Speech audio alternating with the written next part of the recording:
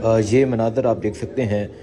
बुशरा बीबी पहुंची हैं कंटेनर पर, और कंटेनर पर पहुंचते ही आज इमरान खान की अहलिया बुशरा बीबी ने ऐलान किया है कि हम इमरान खान को लिए बगैर वापस नहीं जाएंगे।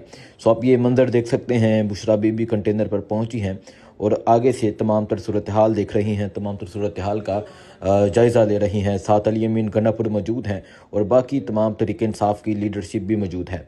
बुशरा बीबी कंटेनर पर पहुंच चुकी हैं और आप देख सकते हैं आगे लोग वेव कर रहे हैं, लोग हाथ हिला रहे हैं और इनके पहुंचने से वर्कर्स को हौसला मिला है।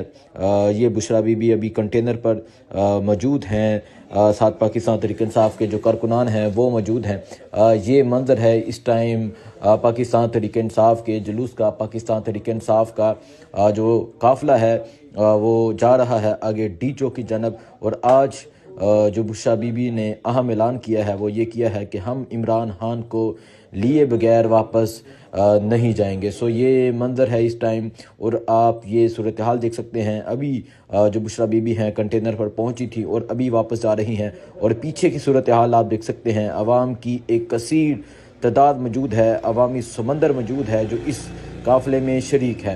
अली अमीन गंडापुर मौजूद हैं। इसके अलावा तहरीक इंसाफ के जो हैबर पख्तूनख्वा की सीनियर लीडरशिप है वो भी इस कंटेनर पर मौजूद है।